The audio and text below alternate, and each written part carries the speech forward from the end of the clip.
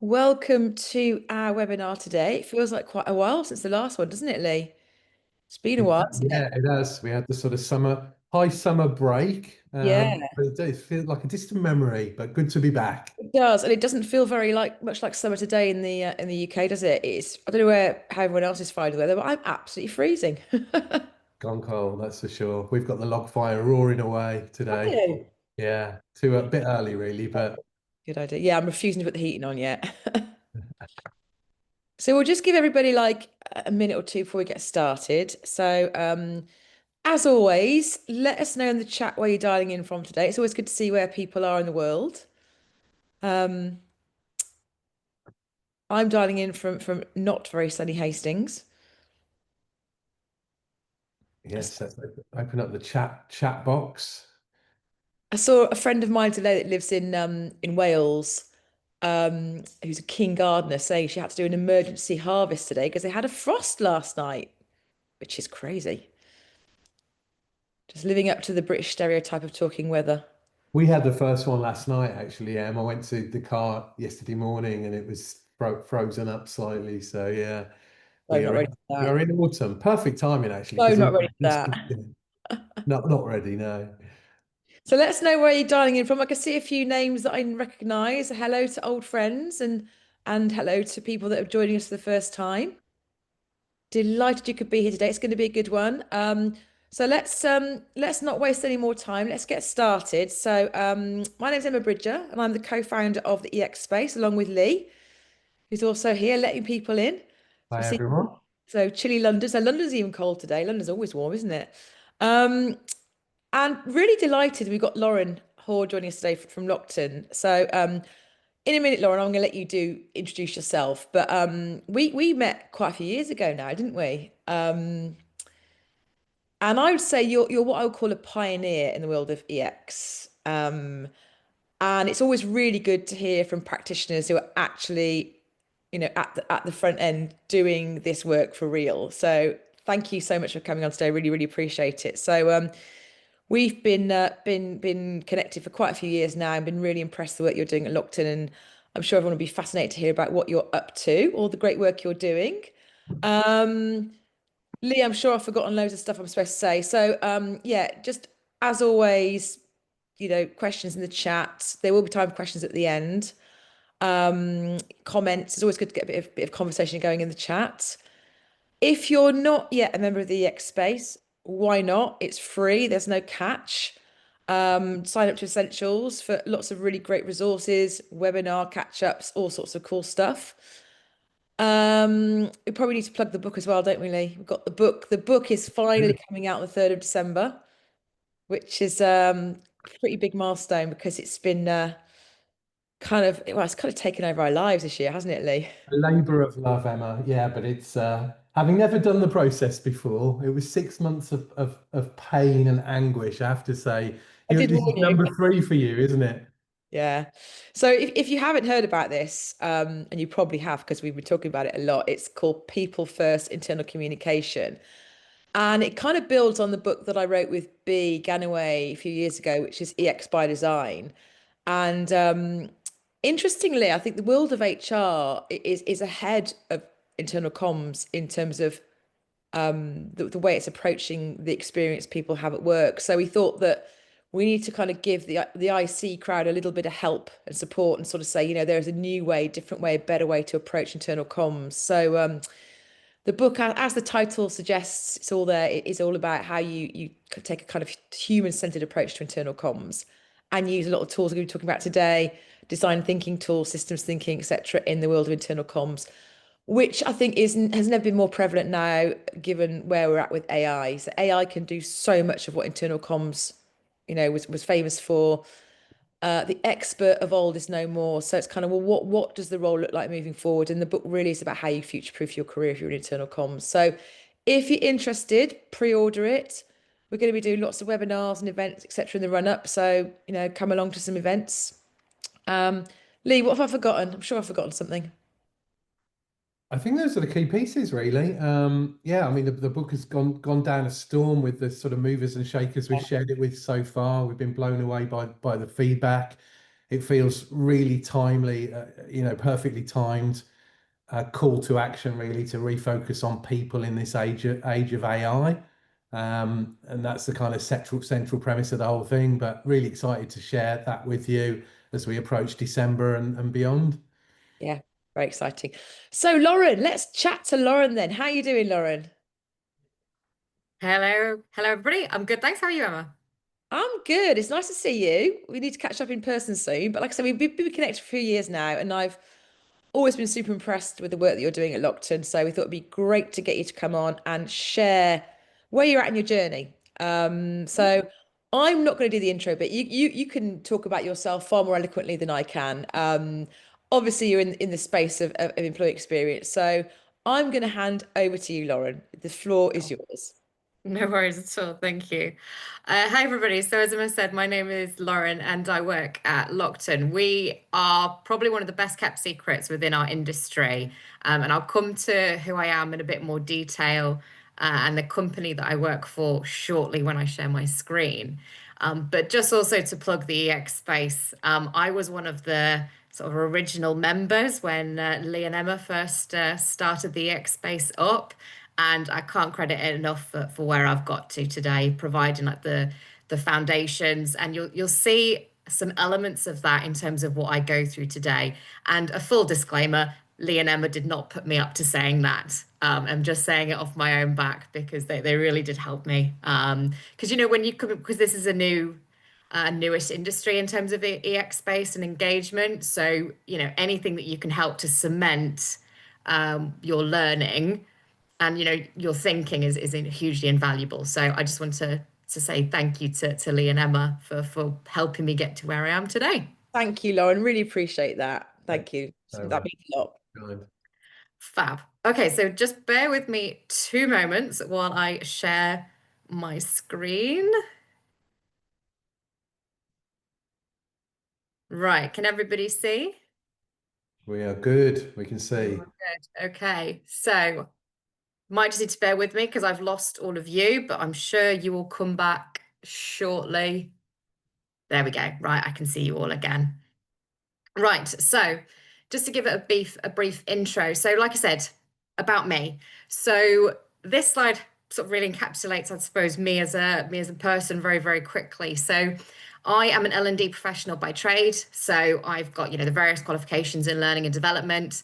I've worked in it for over a decade. And I've had various different roles within that. So I've been an instructional designer, technology trainer, leader trainer, and then somehow stepped into the world of employee experience and engagement because I really saw the value that it brought and communication. I have an A level in comms, so I think that probably should have told me early on that this was really going to be my career, despite dilly-dallying around for a little bit initially. And as you can see, I've worked in various different industries. So I work in the insurance industry at the moment, previously working for an underwriter, and I'm now on the broker side. And I've worked in the entertainment industry. So I worked at Sky TV for, gosh, quite a few number of years, and then retail as well. So I've got, a well-rounded experience there in terms of very different industries. And then outside of my day job, I am on the board of directors of Europe Netball. So we are the governing body of netball in Europe, and I do their comms and marketing. So you can see actually one of my photos as one of the pictures there. So I am a bit of an amateur sports photographer on the side. Definitely nowhere near as good as the professionals. I think it's ballpark luck. You take 100 odd photos, then you're guaranteed to get a good one at some point. And then I really am a sort of, well, my educational background is psychology, and I've got a master's in neuroscience as well. So the reason why I mention that is that you might see some of that come through in some of the things that I talk about this afternoon. And then I don't sit still. Type 2, type fun addict. I've done the London Marathon, never again.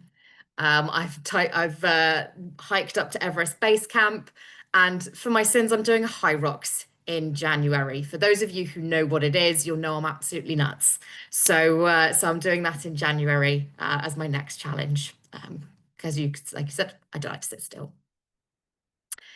The next slide is to talk you through, explain the company that I work for. So before I click onto that, it is a very short video. Huge disclaimer, it is a couple of years old. And if you couldn't guess immediately from the video, I do work for a global American company. So big disclaimer that it might be a bit cheesy, but it gives you an insight into who we are, the industry, and an insight into our culture as well. So hopefully that will play in just a second. The year is 1966. In a time of economic uncertainty, Jack Lockton saw an opportunity for a legacy. Lockton, as we know it today, was born out of the total naivety of a 25-year-old junior surety bond underwriter who, after having met a bunch of insurance brokers, thought he could do it as well as they could do it. Founded on the simple idea of delivering the best service in the industry, Lockton Companies was born. The passion, work ethic, and entrepreneurial spirit of our founder has been in the company's DNA from day one. From the very beginning, a principal belief allowed Lockton to grow. The company is only as good as its people, period. I've said it before and I'll say it again. This is the greatest group of insurance professionals ever assembled under one roof, working together as one team. It's simple. Hire the best people, give them the tools they need to best serve their clients, and then get out of their way. When you do that, good things happen. Today, Lockton is the world's largest privately held, globally powered, and locally driven insurance brokerage, with over 100 offices worldwide delivering uncommon service in a very common industry. We continue to empower our people to challenge the norms of what brokerage can be and foster innovation and creativity. For us, it's all about growth. Growth of the company, but more importantly, growth of our people, empowering them to become the best versions of themselves. That's the Lockton way. Okay. Oh, I did warn you, it was a little bit cheesy there, but that gives you an insight into us and the company that I work for. So just going to go on to my next slide. So in terms of what I'm going to go through today, very, very brief. I haven't got too long with you guys. So there's really just a couple of things that I wanted to go through with you today. And the key one is, what are the design principles that we used to implement our employee experience, and how we shifted it from concept to business strategy. And as Emma said at the beginning, we apply design thinking, we use feedback to not only guide, but also personalize the touch points that we have with our people. And we also use it to really reimagine and leverage our internal comms to not only drive clarity, but also the connection that our people have with each other, and also to our future vision and the key messaging that we want to share with them. And then I'll talk through a little bit at the end is how we've measured our impact and how we actually keep ourselves updated with the constant shift that people are expecting with the ways of working, and how we actually stay competitive and not only attracting but retaining our top talent. And then as well, as I'm going through it, I really encourage you guys to think about, your own companies and organizations and what are your EX challenges. What's that one friction point that your colleagues face today? And it'd be absolutely great for me to hear if you can apply any of the stuff that I talk through to your own sort of challenges and EX pieces in your company. So turning theory to practice. So what I've popped up on screen is the key principles that we've applied at Lockton with designing our employee experience. I've set the scene briefly before, but like I said, work is changing, our expectations are changing, and I don't know about you, but I certainly feel that there's a lot more transformation and change that we are expecting our people to go through and going through ourselves. So what up on screen is the 5 guiding principles that we've used to design our EX moments. So I'm going to talk you through these, and then I'm going to talk you through a couple of examples of how we've practically applied that. So that will be in terms of our early careers talent attraction, but then our onboarding experience as well. So first one, having a conversation. So how we've done that. So we we really spend a lot of time with our people. We invest in having, real human conversations before we start any initiative. So, like I said, I've got 2 examples that I'm going to go through with you, but anything that we look to do to implement or that will have an impact on our people, we invest in that time up front to spend that time with them. And we talk about things like what's working well, what does that gold standard sort of world-class experience look like? And it will save time overall, despite that initial upfront investment. We do rely on technology, but we try not to as much where we can, but we use it to try and gather in the moment feedback so that we make sure that we stay on that path, that North Star. And so we do that to make sure that we're always having those conversations and getting that feedback so that, we're not we're not veering too much off that path as quickly as possible, and making sure that we always continuously improve as well. And just to give an example, in addition to the other couple that I'm going to go through with you, is that we are in the process of revamping our welcome packs to our new joiners. So what we did was we held new joiner focus groups as part of the onboarding piece that I'm going to talk you through. But we actually asked in the moment feedback to understand, what do you actually think about the welcome packs that we get you? And that's actually allowed us to quickly adjust them. So what we're doing is we've got a new vendor in, we've got much better quality welcome packs, and we found out that people love an umbrella. So our umbrella is staying, people love an umbrella, but there's that real-time feedback that we're able to quickly action and make a quick change in terms of the welcome packs that we give all of our new joiners. The next one is about making work easier. So we hear a lot about today's heavy workload, people's well-being. And with more emphasis on, the speed and the increased volume of work, we want to focus on making work simpler and reducing those unnecessary complex tasks for people. When you want to keep talent, and with that war on talent, ever increasing, you want them to do what they do best. We don't want to overcomplicate it where they're having to fill out forms or having to duplicate work. We want them to do what they do best. So that's why our key focus is on streamlining and simplifying the work where we can. So what we do, for example, is rather than just having one annual arduous process per year, we reshape it into something that's, faster and more impactful. And there are a number of different examples that I can give, but just one that comes to mind initially is we used to have annual town halls within our people and culture team.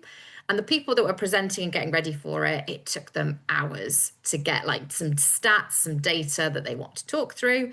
The prep, putting the slide decks together, it just took such a long time. And what we've done is we've actually broken it up into town halls a couple of times a year, and then we supplement that with comms as well, so that the lift for the people preparing is much less. And the people that we're actually engaging with, it's less taking up of their time, and the content that we're sharing with them is more bite-sized and easier for them to digest. So it's not just the experience of the people involved, but the people receiving it as well. And like I said, going back to what Emma mentioned before, design thinking. We design for the whole person in mind. So it's putting yourself in the shoes of like your new joiner, a new manager, someone who's going on maternity or paternity leave. And it's about, what do they currently think, feel, say, or do? And then what do we want them to think, feel, say, or do in that moment? And an example of how we've done that is we've got an adjustments passport. So for any of our people that have any particular individual needs, so whether they are neurodivergent and they need maybe, say, a little bit extra time to do work, or they prefer to interact with people in a certain way, they can use this adjustments passport and then share it seamlessly with their managers so that we and the people around them can support them not as just employees, but as people as well. The fourth one is personalization. So we've all heard about the Netflix experience. We expect experiences in our lives to be personalized. And with everything available at once, we need to focus on what's right for us. And work is no different. So what we look to do is you can look to personalize it. There's a term called hyper personalization, which I'm sure many of you have heard of. You can even keep it as simple as like people segments as well, so that they can make tailored decisions. So we look to personalize where we can, but we actually use a lot of people segments with our comms. So for example, when we go through our mandatory online learning that our people have to do every year because we are in a financially regulated industry, we actually segment it into manager comms to say, this is what we expect of you as a manager. And then we also send a comms to our people who are our associates. So we call our employees associates. So we segment the comms in that way. We also segment it when it comes to, say, performance management as well. A manager is obviously really vital when it comes to performance management. And we split our comms between new managers, where they're going through this for the first time, and established managers as well. And we tailor the comms based on that as well. And it sounds really simple and really easy to do, but it does take time to get that right. And you don't have to have a fancy piece of tech to be able to do that. And then finally, alignment. So we always make sure that we align our employee experience with the business outcome. With so much going on, like I said before, in terms of change and transformation, it can be easy to forget to set the context. We want our people to know why and what they're working on and the impact that it will have. So we always align to that, and it makes sure that when we want to get that buy-in, it's dead easy because we're talking the language of our senior leaders. And an example of where we've looked to do that is when sharing our talent acquisition stories. So Lockton actually has a partnership with Advicta, which is hiring athletes into the world of work. And what we do with that is we actually connect the individual career opportunities to Lockton's broader growth strategy as well, to make sure that the role we bring them into is aligned with them personally, but also actually tailoring it so that they can actually positively contribute to our future vision. Okay, so that there, guys, is the guiding principles that we employ. So that's the sort of theory side of that, and I appreciate that was a lot of talking there. But I'm now going to go on to show you a couple of different examples of how we've actually practically applied that. So the first one is on our early careers talent attraction. So our goal was to not only enhance, but to refine our talent attraction approach by understanding what their motivations were for not just joining the insurance industry, but Lockton as well. Because I think we can all be open and honest here. Not many people, you know, when we're at college or in school think, oh, I want to go in insurance. I want to go work there. So we're on the back foot in terms of getting people into our industry because we've got a bit of a reputation. You know, people think it's a bit boring, a bit stuffy, but actually as an industry, we're actually really quite fun. There's so much that you can do and get involved with. So we're really looking to change the tide in terms of, you know, really wanting to attract top tier young talent to not just our industry, but to us as well. So what we did in terms of looking at our talent attraction approach is we held focus groups with some of the recently joined graduates and apprentices to us. And we asked them 4 key questions. So first one was, what attracted you to the insurance industry? What attracted you to Lockton and why did you join? And then we got them to do a scenario. So we said, you're returning to your university to talk to final year students who aren't familiar with insurance or to Lockton. How would you sell both to them? So we got them to do the legwork for us, essentially, with that one. And then we said, what are your top 5 benefits that Lockton provides? Because we appreciate that what entices people at different ages in terms of benefits is really different. So we really wanted to capture that for that age group. So in terms of our key learnings, if we split them into 3 things. So in terms of the insurance industry, the selling points that we found were the fact that people said that it's actually a really sociable and personable industry. You know, it's all about people and connections and networking. So they really loved that. The work-life balance for insurance compared to other financial sectors is actually much, much better as well. So there's a really good balance there between the two. And they loved the city life. They loved coming into London. They loved coming in working. And you'll see that in the video that I'm going to show you on here as well. And they also really liked that the insurance industry accepts graduates regardless of their degree background. So as an industry, we're degree agnostic. In terms of Lockton, we found out that it was our unique culture and reputation in the market, which actually found that the majority of the graduates who joined us actually joined via personal recommendations. So that was really quite interesting for us to find. People also loved our growth and our global footprint and the fact that we're a privately held company. And also due to the intimate nature of our early careers programs as well.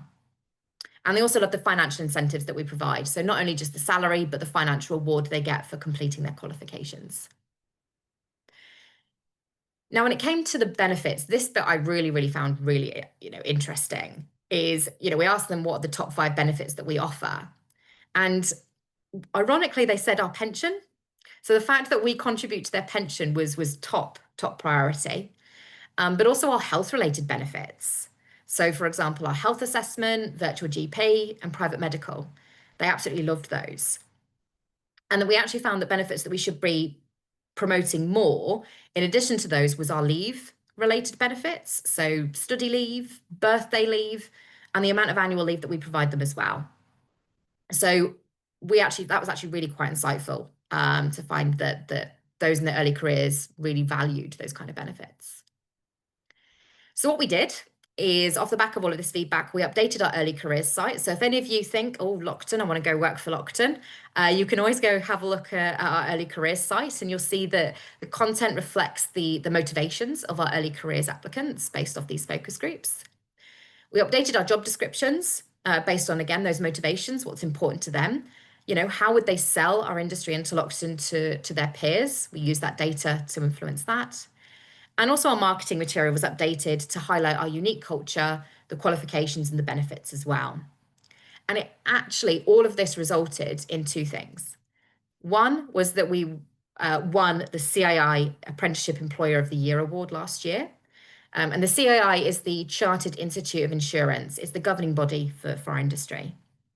And our year-on-year increase in applications for early careers in total was on average just under 200%. So because we actually applied all of this into our social media marketing, we had so many more people apply. And I'm going to show up on screen here. You'll see this is a video. This is an example of one of the videos that we popped on our social media for our interns. So I'm just going to play that for you, just so you can see. You'll see some of what I've talked about thread through into that video. Hi everyone, and welcome to a day in the life of an intern at Lockton. I started the day with the commute into the city and then met up with Sophia and Pret before we headed up to the office. We then bumped into Monty getting his morning coffee. Then we went into the meeting room to join the other interns for our daily information sessions about all the different divisions here at Lockton. Then our innovation project team met up.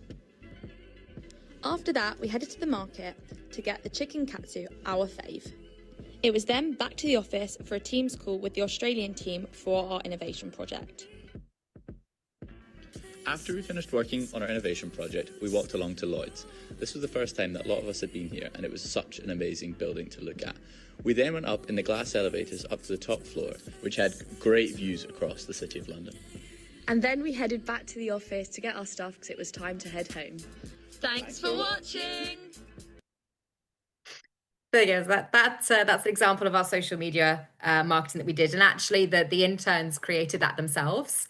So user generated content there. So it was actually really quite helpful for us in them doing that. So that's one of the practical examples that I wanted to go through with you.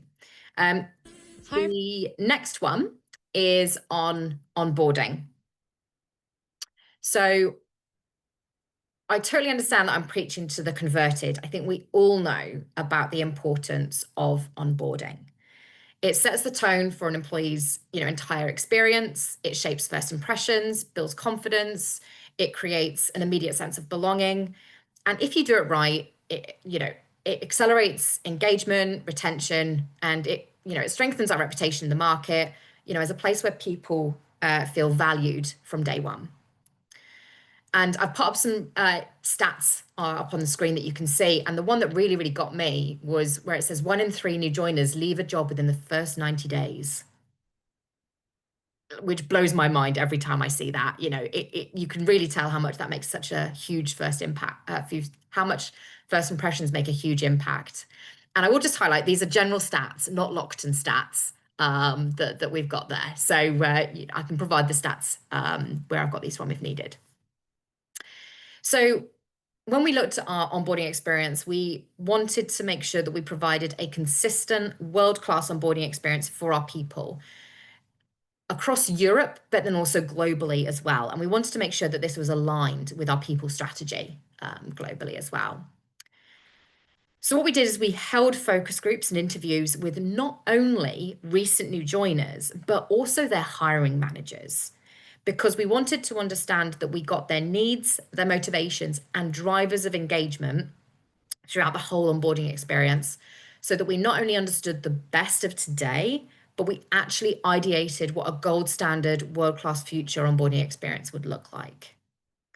And we held this with people from all over our offices, from all over the UK, and then across Europe, because we've got offices in mainland Europe, Scandinavia, and so on, all across Europe. So we made sure that we had representation from all those different offices as well. Now, what we found was what we call these moments that matter. And you've probably heard this term before, so I'm stealing it with pride of other people. And again, what you can see up on screen is probably not new information.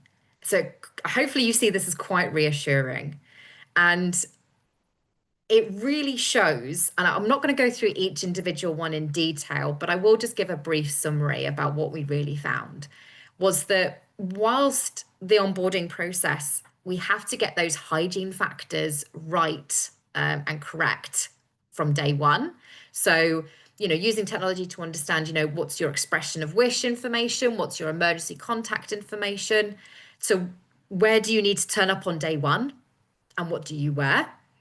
Right to understanding, what is the culture of the company? Get to know the company that you're joining. Who's my manager? So what we've done is we identified those key moments that mattered, and we've actually brought in a piece of tech called Onboarder. Some of you may have heard of them, which is basically, I'm really going to dumb it down. It's basically an automated comms workflow. And our workflow starts right from when they sign their contract all the way to a year out. And it is dictated to by these moments that matter. So pre-boarding is all about, tell us the key information that we need to get to know the company that you're being a part of. And then your day one details. Pre-boarding, we also have in that workflow what we need from a manager. So for example, selecting their tech, what access do they need? So actually talking through a manager, what does that day one experience look like? We encourage them to reach out to the new joiner before day one and take them for a coffee. And we actually get the new joiner to fill out a bit of information so we can get to know them a bit more as a person. So for example, we get them to say, what's your favorite tea or coffee and what's your favorite cuisine? We then plug it in and we prompt the manager to say, right, when you take them out for a coffee mid-lunch, mid-morning, did you know that Lee really likes a latte? Then when you take, say, Lee or Emma out for the team lunch on day one, Emma loves an Italian, so go take them to the local Italian. So it's that human connection that is really, really important, because we know that not only your manager, but the team really makes or breaks, when someone first joins your company. So it's really about empowering them to do what's right. And we actually also brought in what's called an onboarding coach, which is basically a manager's number two. So they role model the culture and they help embed the new joiner into the team, but into the company as well. They also sort of know about the processes and what a new joiner will need to do, and also help do on-the-job training as well. We also then talk a lot about feedback and recognition. So how do we make sure that we're not only rewarding, but recognizing our people, and making sure that there's regular check-ins as well. So we make sure that the manager is not only equipped within that first week, but we're providing regular knowledge nuggets throughout the first few months, because we know that those first 90 days are so important. The end of our workflow is actually at the year point, and we actually prompt the manager a week or so before their year anniversary to say, just a reminder, so-and-so has been here for nearly a year. if you want to say something. That's in a sort of very high level nutshell is sort of what our onboarding workflow looks like and how we've really looked to embed and improve our onboarding experience. I thought I'd just show a couple of examples as well for you in terms of how we've applied this. So we have an omni-channel experience, so they can access this content at any point on any device throughout the entire workflow. So, you know, as I mentioned before, what your day one details. So we provide them images. So this is what our ground floor reception looks like. You will then go up to the third floor, and then this is what our third floor reception looks like and who to ask for. We've got a little bit more here about who we are. So we've got some really lovely like videos in terms of what our culture's like, some really interesting stats about us as a company. And then we've got a really lovely welcome video from our CEO that they receive on day one. And just while I'm mentioning about day one, I think we've all started a new job at some point. We all know what that first week, that first day is like. We come home and we are absolutely exhausted because it's really cognitively demanding because it's all new. So we really make sure that we do not overwhelm a new joiner on day one or week one too much, because it sets the tone that well-being is really important. But we also want them to have a really well-rounded experience of what it's like working for our company, that it's not all have XYZ, training done within the first 30 days, but it's about that whole holistic view of what it's like to join a new company as a person. So that's just a few examples. Now, we only recently launched Onboarder, so I haven't got too many stats there to talk you through the impact that we've had. But we are starting to see that we're changing the tide when it comes to our retention rates within the first 12 months. But nothing too official yet that I'm able to share. But it is sort of, we are starting to practice what we preach and see how we're turning the dial in terms of some of those key metrics to keep our key talent with us. Last slide that I'm just going to go through with you is just what we've learnt from all of this. Never assume you know everything. We had some tough lessons learned where we thought, oh, new joiners will definitely, they'll want a backpack. They won't want an umbrella. No, they want that umbrella. They really do. This approach is a significant investment up front. I'm not going to sort of beat around the bush with that, but it pays absolutely huge dividends because you know that you have got it right. You've got the data to support the approach that you're taking, and you know that it's reflective of what your people want. Using those elements of design thinking. What do you want people to think, feel, say, or do? And then making sure that your experience that you're creating actually does that. So with Onboarder, like I said, we only sort of launched it about 6 months ago. We've had feedback sessions with some of our key stakeholders. So within our HR team, within our IT team, to make sure that they're happy because they're involved. And then we're actually going to go back and hold focus groups at the end of this year to make sure that we're not going off that beaten track, that we're still got that North Star in mind of, are we actually still providing a world-class onboarding experience? And then it's not one and done to that point. We're going to get more feedback. We've got feedback mechanisms in the workflow anyway, but we want that more in-depth feedback to make sure that we are still aligned and making sure that we're constantly improving. Because then the changes that we then look to make hopefully are small and minor because we're constantly having those feedback loops and conversations with our people. And I absolutely love it. I've absolutely loved every moment of this, every hurdle, every bump in the road. It's all been fun because you know that what you end up creating really makes an impact. So it's been a really, really fun journey doing all of this. Don't get me wrong. Some of the integrations, like the tech side of it, make me want to, pull my hair out. But I think we've all come across that at various different tech implementations. So I'm sure many of you can relate there to some of the challenges that we had. But it's been really, really great going through all of this. So it's a really good part and a really good, exciting time to be part of EX and the engagement side. That there, guys, is everything from me in terms of what I wanted to go through with you today. I appreciate that is a lot of talking and a few of you may have some questions. So I'm going to end there and see if Lee and Emma, if there's anything that you wanted to go through.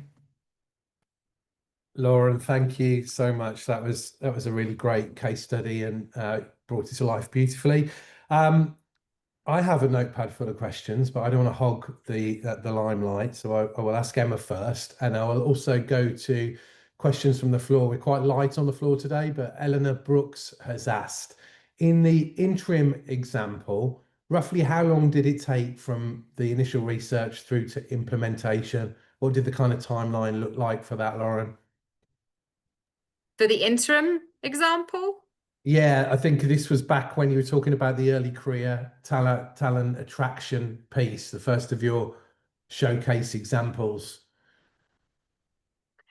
So so what did we do in the interim of those workshops?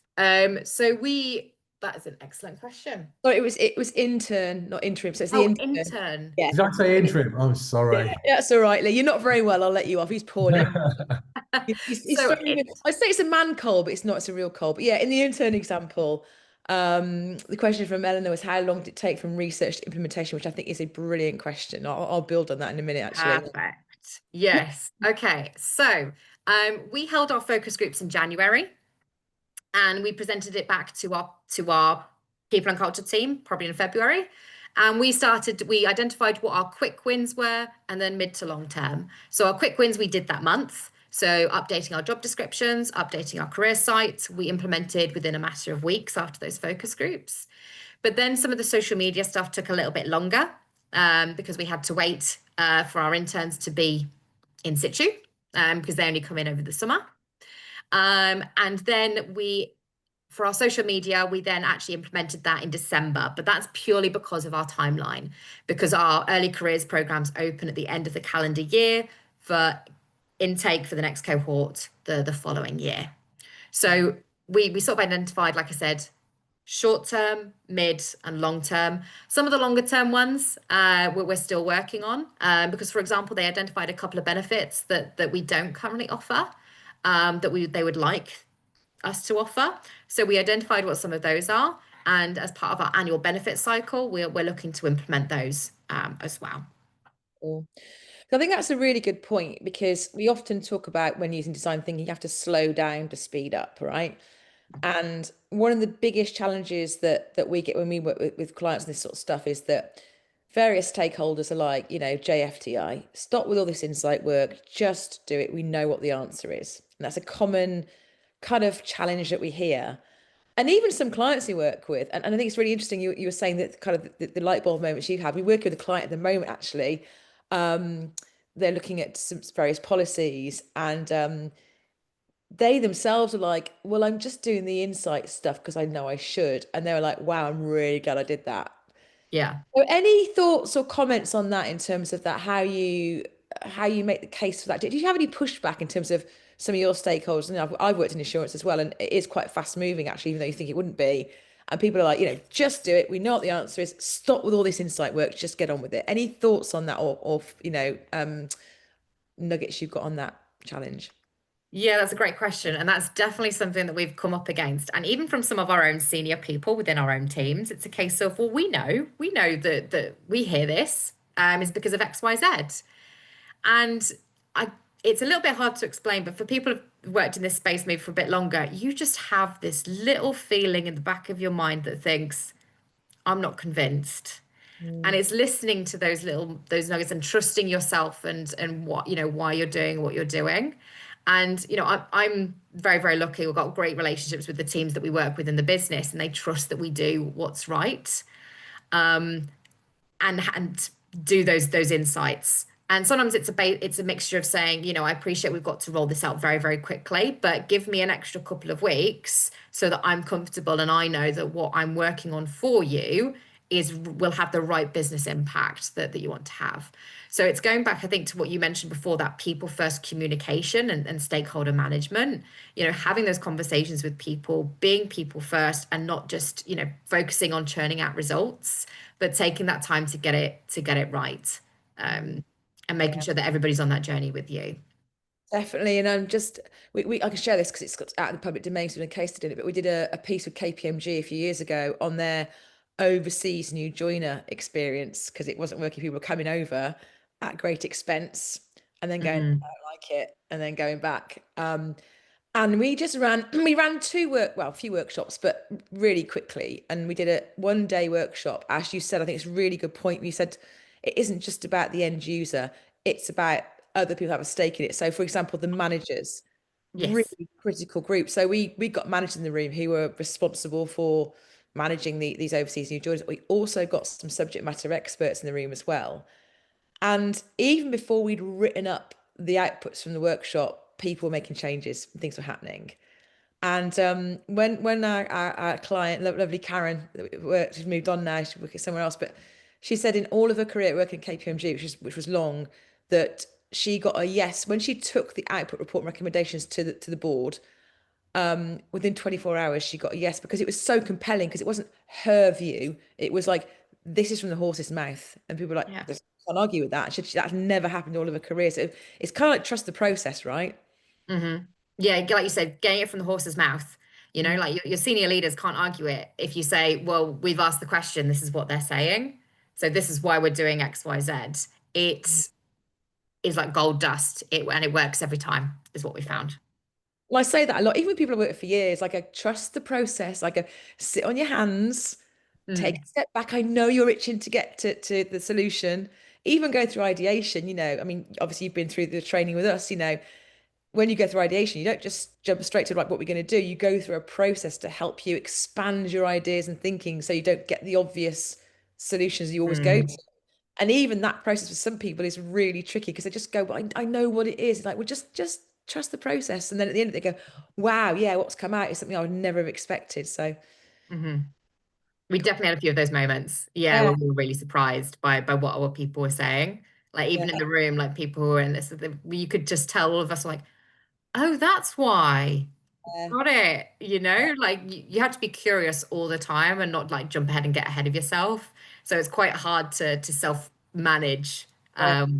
to yourself to that But extent. your point about it's fun, I think that's what makes it fun. It's like being sometimes we've got a few activities. I think you might have been through some with us where you're like a detective. You're looking for clues and hunches and Mm. things, and you're trying to solve a problem and figure out a story. But you're keeping that open mind. You're not Mhm. being that I'm the expert. I have all wisdom. You're going, let's just keep an open mind, and it is a skill I think you have to work on to develop.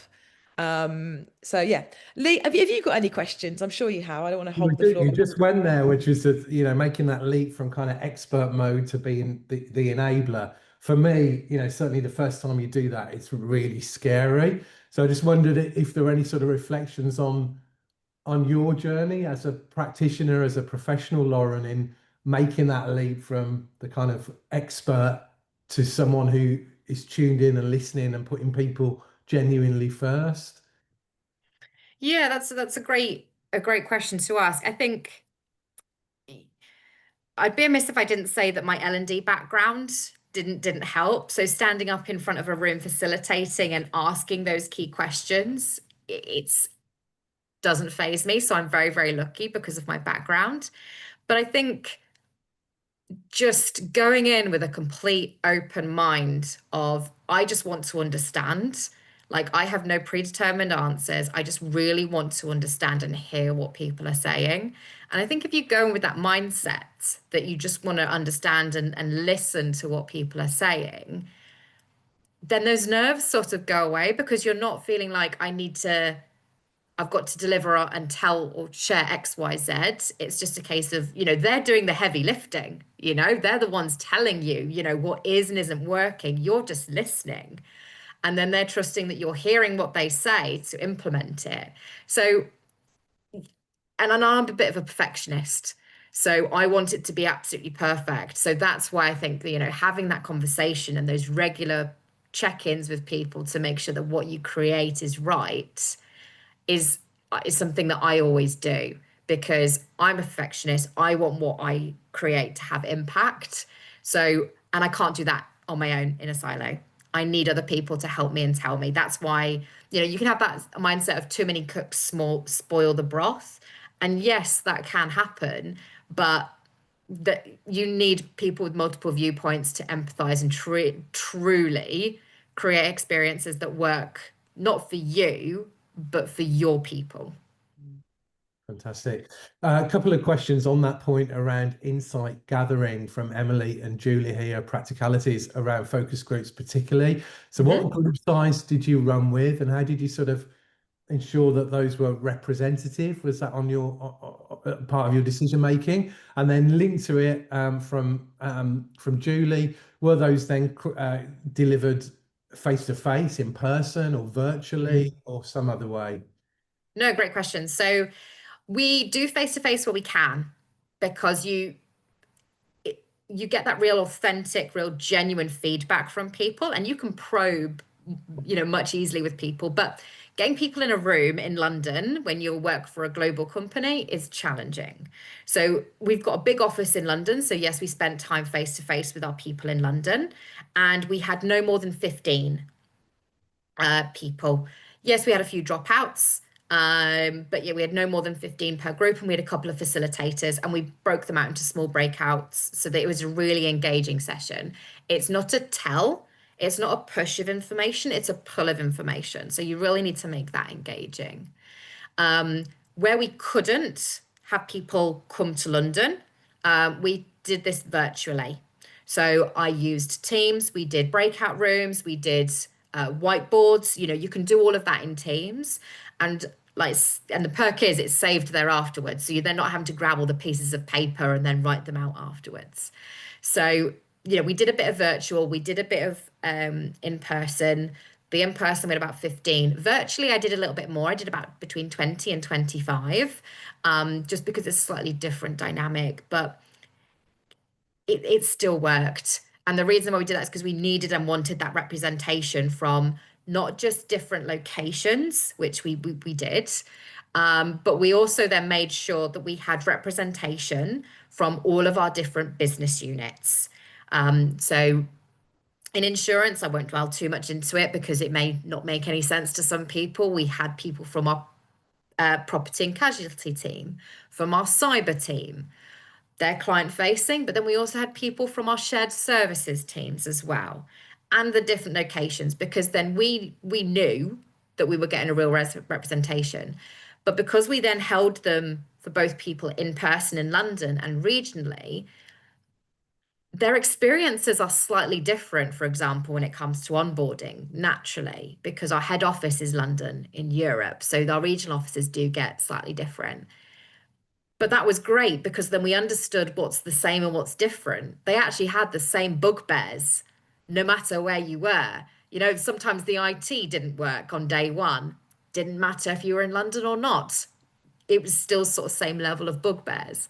And what was world-class experience to them was the same, regardless as to where they were. But the fact that we did that legwork, we were confidently saying, well, actually, what we're going to create is not going to work just for London, but it's going to work for everybody across Europe as well. Fantastic. I think that's a really good point, Lauren, because again, there's always this kind of assumption that demographics play a much bigger role than they do.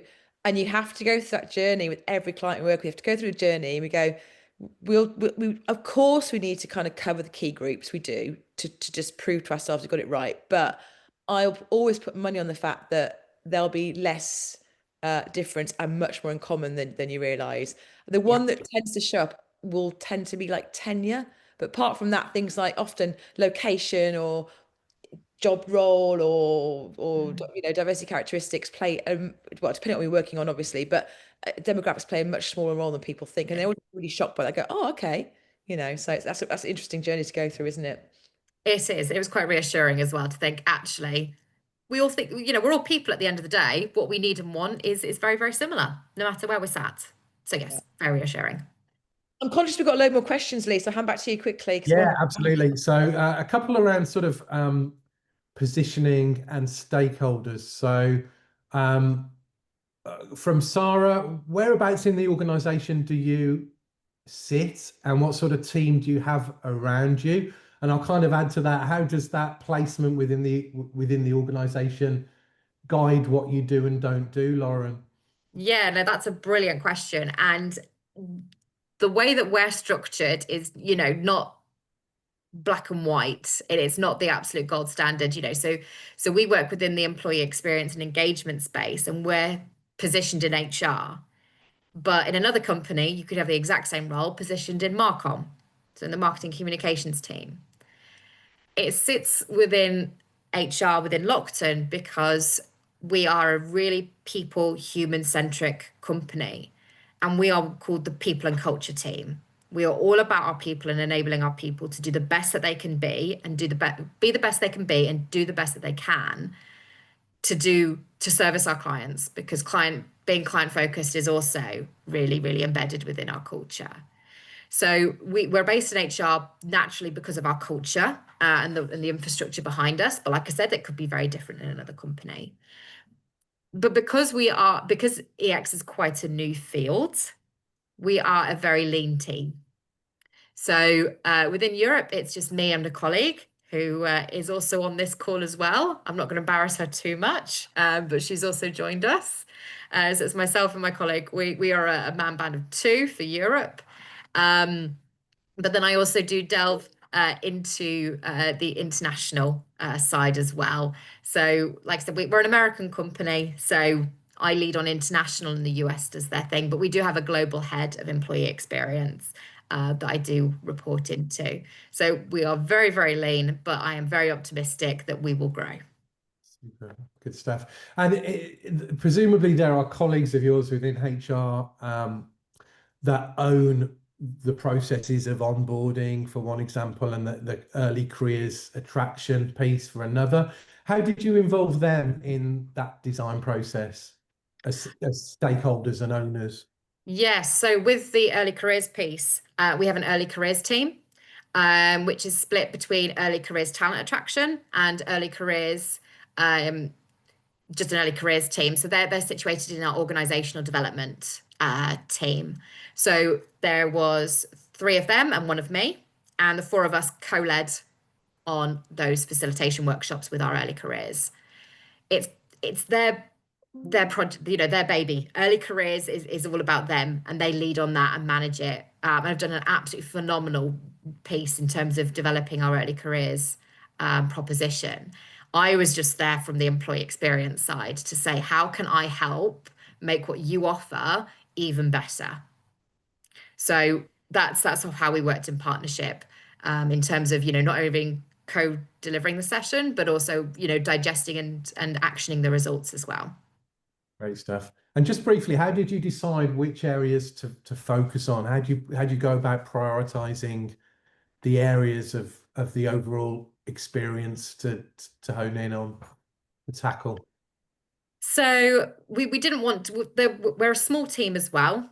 As I mentioned before, we didn't want to sort of chuck the kitchen sink at it. So at the end of the focus groups, we say, you know, we asked them, what is the low hanging fruit for us? What would you like us to implement tomorrow? So we got, actually, like I said, you get the people in the focus groups to do the heavy lifting for you. That's probably my L&D background coming through, getting the participants to do the work for you. You just help facilitate. So, you know, we asked, you know, what's the really important now versus the nice to have? So we split it between, you know, the important and nice to have, and then we sort of tackled it from a actually implementation piece. You know, what can we as a team action tomorrow? They've said this is important. What can we do very, very quickly? What will take a bit longer? What needs a bit of, you know, what needs approval? So again, it's getting them to do it for you. And it's not because of laziness, it's not because of anything like that, but it's because of it's for them. So it makes sense for them to say, you know, this is important to us. We recommend you work on this first. Good stuff. We're approaching the hour. One last question of mine, if that's okay. Where next for Lockton? Where next on this EX journey that you're pursuing? I think before we kicked off the call earlier, you mentioned you've got the big the big survey, employee survey about to kick off. As doing that in a different way as a result of all this? So yes, so we've got a global engagement survey that we are launching next week. So we had a lot of lessons learned from when we last did this. We're being much more targeted with what our key themes are that we will be working on So like a top 3 and what we'll be actioning on. It's still a work in progress. We are a bit of a lastminute.com kind of team, so I can't tell too much just yet because we're still working on that. But from a other EX sort of space, we are launching a Leading at Lockton internal comms campaign to better empower and enable our managers over the next 12 months, because we appreciate that they are a cohort of people that we can activate and support more. So we are looking to do a comms campaign with them. Naturally, we spoke with our HR business partners and said, what are you hearing on the ground? What is important to our managers to help them with? So they actually shaped the content of this internal comms campaign. Some of them are new managers themselves as well. So we've got the global engagement survey, we've got internal comms, we're broadening out how we use onboarder as well across different countries, and then also how we can support new managers better as well. A long list. Love that, and line managers in particular. I loved when you mentioned that that you deliver little knowledge nuggets on a sort of drip feed basis, because my line managers are the most overworked, overburdened population. So anything we can do to remove friction from them, absolute godsend. Love that. If you love to have you back to tell us all about that experience once you've been through it as well with line managers, Lauren. Emma, can I hand back to you to wrap up? We're just over the hour. Just massive thank you, Lauren. That was really interesting. It's always really good to hear how this translates into practice. And what we'll do is any questions we didn't get to answer, we'll take it away and we'll follow up with some answers for you. And of course, all the answers are on the EX space as well. I'm going to say that, but a lot of the questions on there, like, how do you ask the right questions? It's all on the EX space, so check it out. And Lauren's been through the training as well, haven't you, Lauren? So highly recommend that.